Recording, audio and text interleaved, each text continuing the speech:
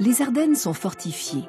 On y trouve de nombreuses fermes, églises et villes érigées comme autant de sentinelles le long d'une frontière sans cesse disputée par les hommes. C'est dans la deuxième partie du XVIe siècle que l'empereur Charles Quint, qui règne sur l'Espagne, les Pays-Bas et l'Empire germanique, édifie le fort de Charlemont sur les hauteurs de Givet, point stratégique établi le long de la Meuse. Afin de contenir les ambitions des Espagnols, Henri II, roi de France, décide de construire une place forte à Rocroi, à tout juste 30 km des positions ennemies. En survolant l'épais massif forestier qui recouvre le nord du département des Ardennes, on voit clairement se détacher, tel un îlot, un plateau tourbeux, largement boisé et parsemé de clairières. Le plateau de Rocroi s'étend de la frontière belge jusqu'à une ligne que l'on tire de Signy-le-Petit à Ranvé.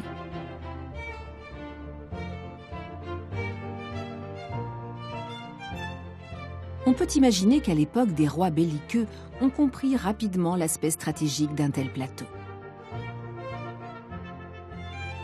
De nos jours, cette cité étoilée donne l'impression de briller sur cette frontière du nord de la France. Rocroi est la seule ville européenne, avec l'italienne Palmanova, à avoir conservé dans son état d'origine ses fortifications et son urbanisme radioconcentrique en forme d'étoiles de mer pétrifiées, selon l'expression de l'écrivain Julien Gracq. Joyau du patrimoine urbain et fortifié et exemple remarquable de l'urbanisme bastionné du XVIe siècle, Rocroi fait partie de l'histoire de France avec un grand H. De nombreux habitants y consacrent d'ailleurs toute leur énergie afin de faire connaître leur citadelle en perpétuant histoire et anecdotes. Deux d'entre eux ont retenu plus particulièrement notre attention. Marie-France Barbe, membre de la Société d'histoire des Ardennes. Elle nous fera découvrir les conditions de vie des habitants de la place forte autrefois. Une place forte, eh bien, on cohabite entre militaires et habitants. Patrice Petit, ardennais pur jus, jeune retraité hyperactif, accumule depuis 35 ans une somme considérable de documents et s'intéresse notamment à la célèbre bataille de Rocroi.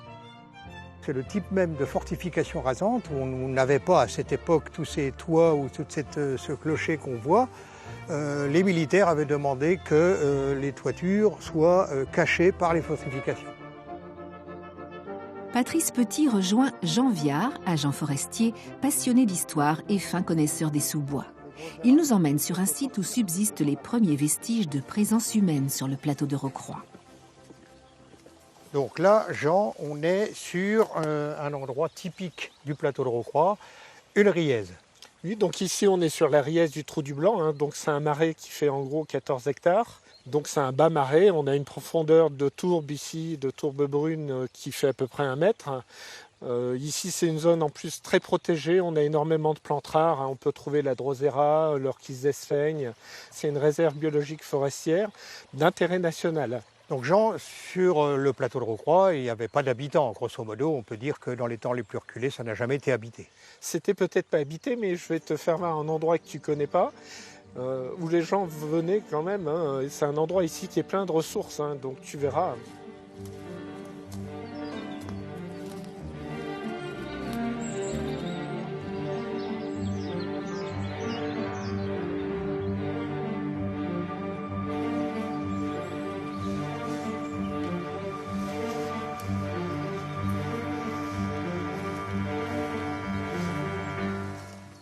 Tu vois Patrick, ici les gens venaient quand même. On n'a pas l'impression, mais ils venaient récolter ça. Tu vois, ça c'est de la bourdaine. Ça servait à faire la poudre à canon pour la place forte de Rocroi. Ah oui, ok. Donc ils venaient récupérer ça aussi. Ça servait à faire des pansements. Donc ça y est, de la mousse, c'est un antibactérien. Donc on faisait des pansements. Et ils venaient récolter aussi la moligny pour pailler les cours de ferme, pour éviter de passer du foin.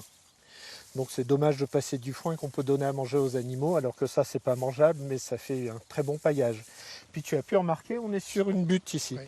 Et cette butte-là, c'est un terne d'orpaillage, parce que les Celtes ici venaient dans le marais pour avoir l'or qui était dans ce ruisseau. Donc on remontait les gros graviers et on faisait avec des peaux de mouton. Donc on lançait le sable et les paillettes d'or s'accrochaient dans les peaux de mouton. C'est de là que vient la légende de la toison d'or.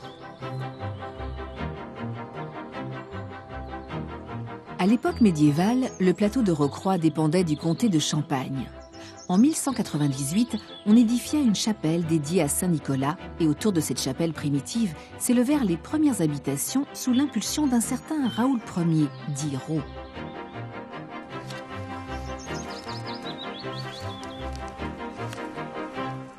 Alors Jean, nous voilà sur le site de la bataille, mais aussi sur le site du début du village, à la création du village, qui était fortifié, un petit village, qui était propriété d'un seigneur qui s'appelait Rau, et qui à un moment donné a planté une croix, d'où le nom au démarrage de Croix de Rau.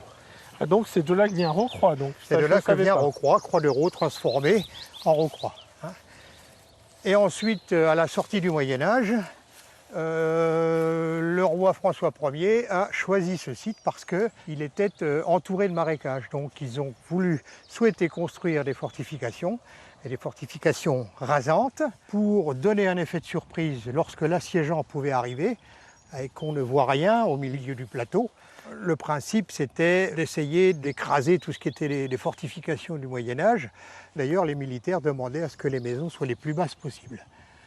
Donc voilà, ici on est sur ce site de Rocroi qui permet d'avoir des origines, des originalités en tout cas, sur ces fortifications. Patrice Petit se rend au musée de la bataille de Rocroi, situé dans un ancien corps de garde du XVIIe siècle. Il y retrouve Denis Huré, qui a participé avec passion à la scénographie de la bataille.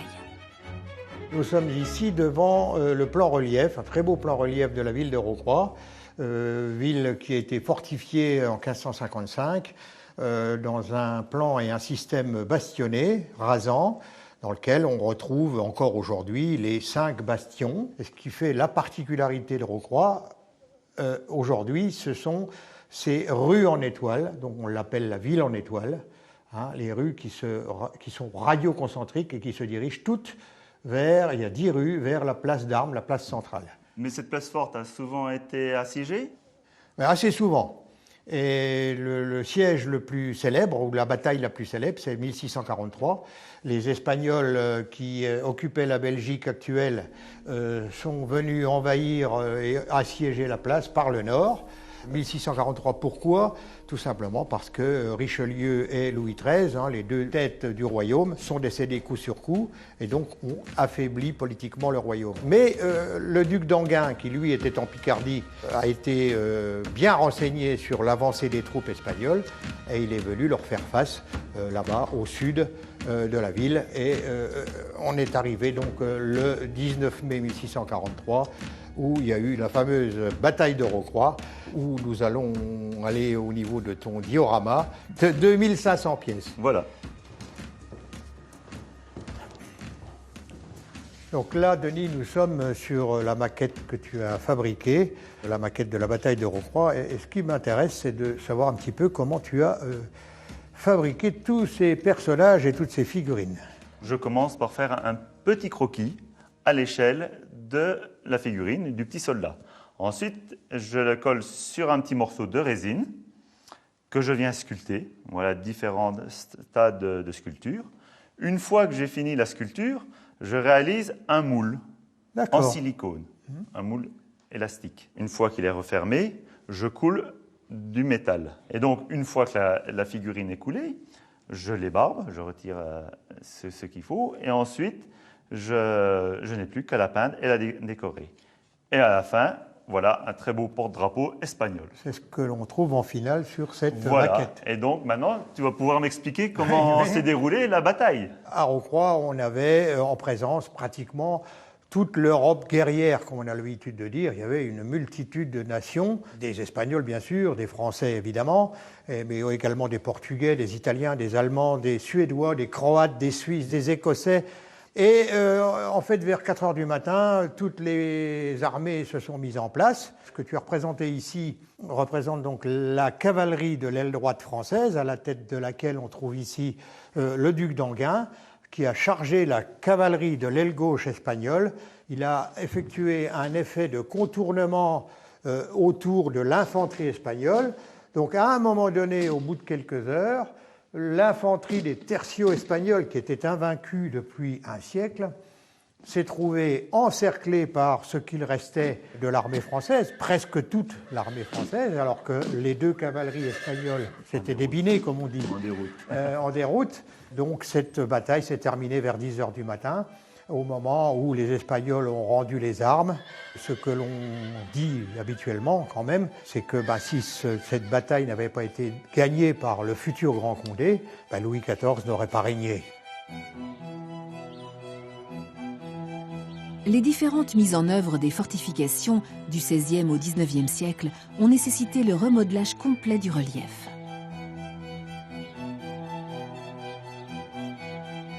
C'est à la table d'orientation de Rocroi que Patrice Petit accueille Robert Génon, passionné d'histoire lui aussi. Nous sommes ici sur l'endroit le mieux placé pour avoir la meilleure idée de ce que sont les fortifications. Oui, c'est sûr. Et ici, on voit vraiment tous les éléments des fortifications et on peut comprendre que ces fortifications commencent par un corps de place avec des défenses, avec des demi-lunes, des contre-gardes qui se succèdent pour éloigner l'ennemi de la place. C'est une fortification qu'on appelle fortification enterrée, du fait que les progrès de l'artillerie ont permis de casser les murailles des châteaux forts. Donc on a enterré les fortifications, on a fait des fossés pour permettre une défense de la ville. Mais il faut bien préciser que la ville a été construite non pas par Vauban, comme beaucoup le disent, mais par Henri II. 150 ans avant. 150 ans avant. Voilà. 150 ans avant. Ouais. Et ici à Rocroi, on s'aperçoit que les fortifications ont subi au fil des siècles une évolution qui amène ces fortifications à se développer à l'extérieur. Et si Rocroi est né d'un changement d'artillerie, Rocroi est morte aussi d'un changement de l'artillerie. Voilà. Parce qu'au moment où on a inventé l'artillerie moderne, avec les canons rayés et les obus-torpilles, une fortification comme celle-ci n'avait pas lieu d'être, n'avait plus lieu d'être. Ce qui fait que la ville a été militairement déclassée. Mais reclassée par la suite pour devenir monument historique dans les années 1935. Ce qui permet aujourd'hui d'avoir, pour les touristes et les visiteurs, une bonne idée de ce que sont les fortifications de cette époque.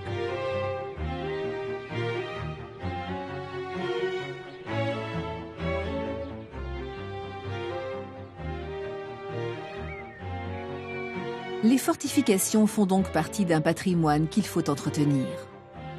Patrice et Robert se rendent à l'entrée de la cité, porte de France, où ils vont retrouver Gianni Messina et son équipe de maçons.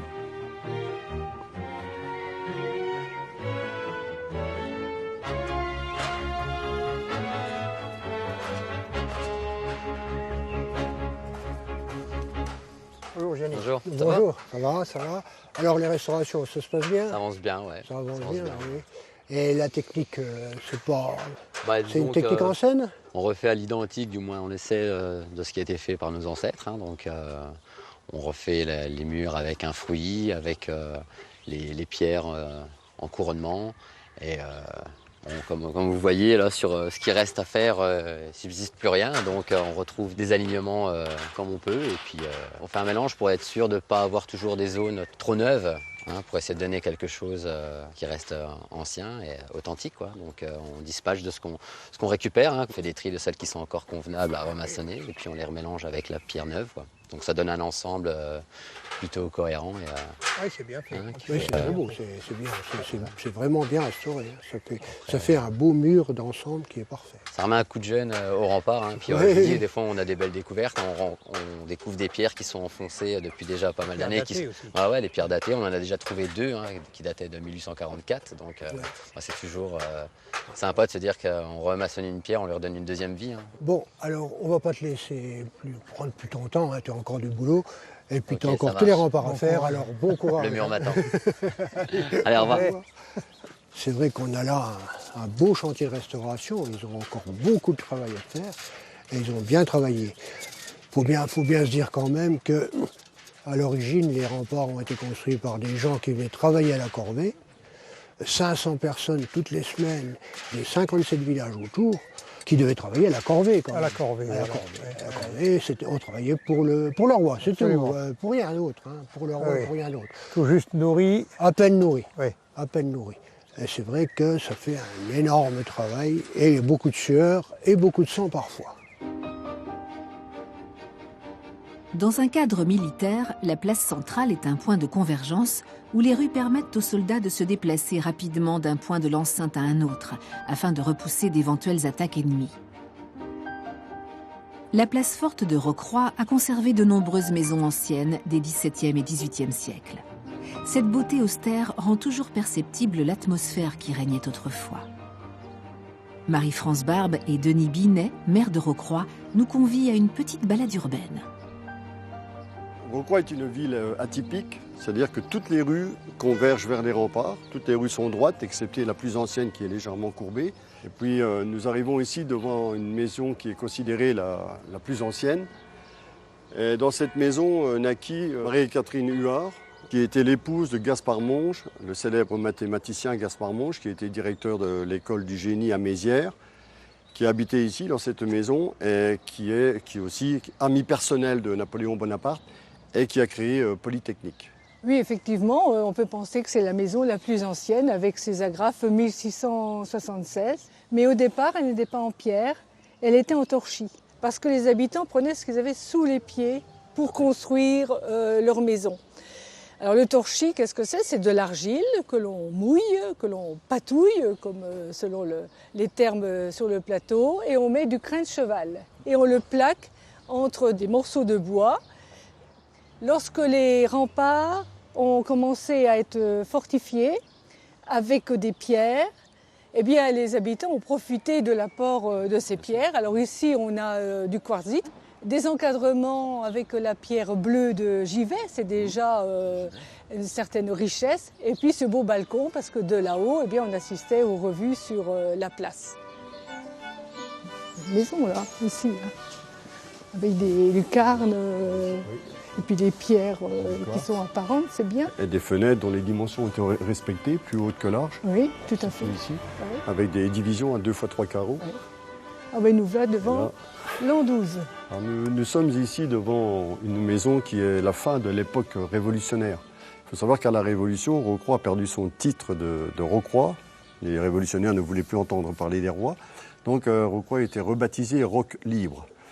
Bon, c'était pas très heureux, ça fait penser plus à un groupe de rock qu'à une ville. Et Rocroi a retrouvé son titre de Rocroi après donc, à la royauté, mais avec un I. Rocroi avec un I à la fin, et nous souhaitons revenir avec un Rocroi avec un Y. Alors il y a justement encore des traces là sur les maisons avec ces agrafes. Hein. On lit sur la maison l'an 12. Et donc c'est la période du sacre de Napoléon. La fin du consulat, oui. Oui, 1804. 1804. Cette petite maison comporte 2 portes. On peut penser qu'il y avait au moins 2 familles avec 12-13 personnes qui vivaient dans la maison. Et ils étaient en face de bâtiments militaires. Une cohabitation. Oui. Ils cohabitent plus ou moins bien, mais il faut savoir aussi que les habitants vivaient de façon misérable, hein, parce qu'il n'y a pas beaucoup de revenus. Ils vivaient surtout de la vente du foin, du fourrage pour les chevaux. Pour les chevaux des militaires, bien sûr. Rue Arthur Chuquet, nous découvrons un bâtiment imposant tout en moellons. Cette poudrière pouvait contenir jusqu'à 67 tonnes de poudre noire. Entièrement restaurée, elle est devenue une médiathèque.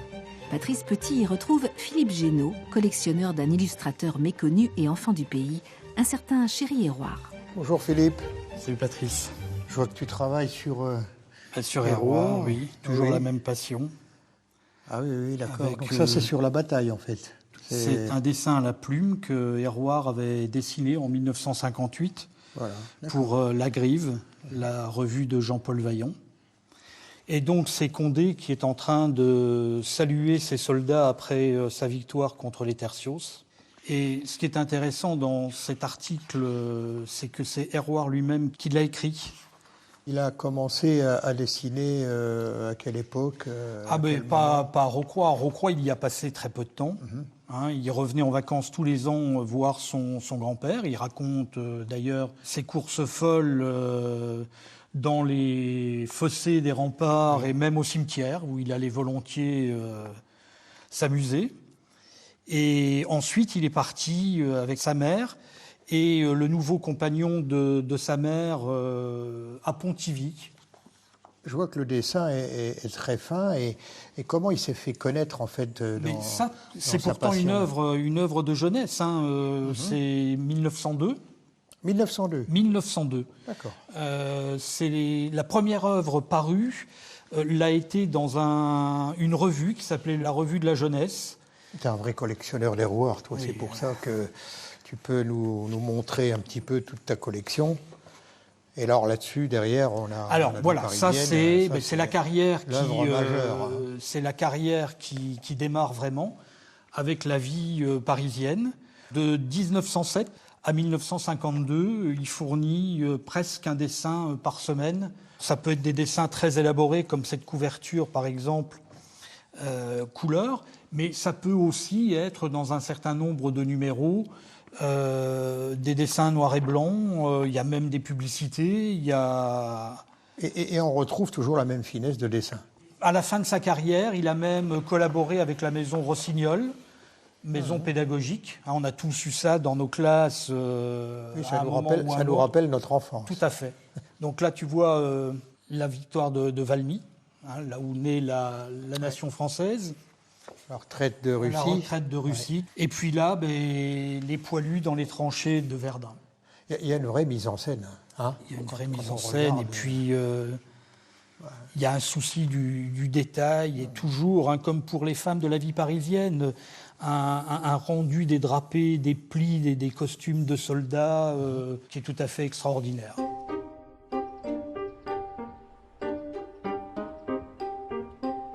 Comme tout plateau, on y trouve des fromages. Le fromage de Rocroi est apparu au XVIIe siècle. Aujourd'hui, il existe quelques producteurs comme la fromagerie de la Croix de Fer où Marie-France Barbe rencontre Claudine Lenoir.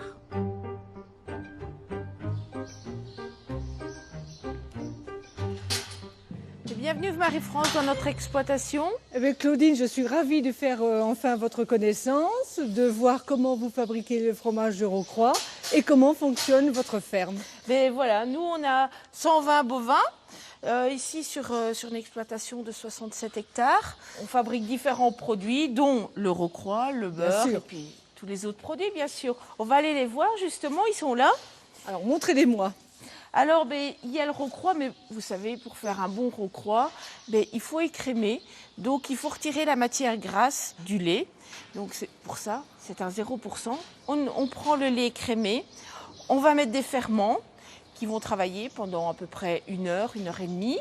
On va le couper en petits morceaux. Surtout ne pas l'écraser complètement, voilà. Le cahier. Donc, on fait des petits morceaux d'1,5 cm. Et puis après, on le moule. Alors ici, je vous présente justement différents fromages à différents stades. Mais il y a des fromages qui sont un peu plus crayeux comme celui-ci. Donc on le voit, il est un petit peu plus blanc. Et là, au fur et à mesure, on voit le fromage qui se fait. Donc là, il est entre deux. On voit qu'il commence à se faire un petit peu. Et là, bien sûr, il est super bien fait. Il est translucide. Il y a un écrivain, Rogissard, qui a écrit sur les fromages de Rocroi et il disait qu'il y avait une odeur violente et un goût ardent. Ardent comme l'amour. Pour faire le fromage de Rocroi, il faut du sel. Et le sel était un impôt fort élevé. Bien avant la Révolution, ça s'appelait la gabelle.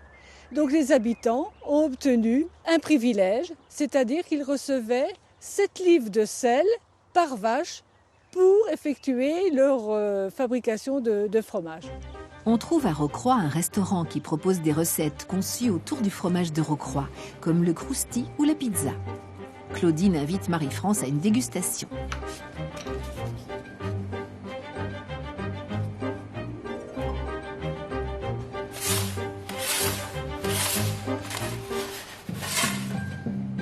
Ça a l'air bon, hein? Oui, c'est bien sympathique. Petite dégustation?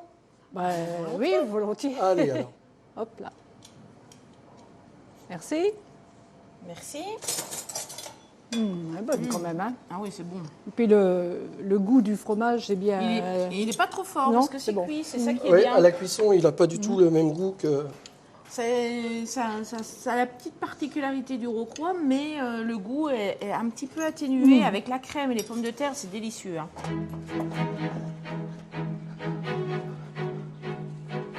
Commune du parc naturel régional des Ardennes, Rocroi a reçu en 2014 la distinction de petite cité de caractère grâce à son patrimoine architectural et paysager remarquable.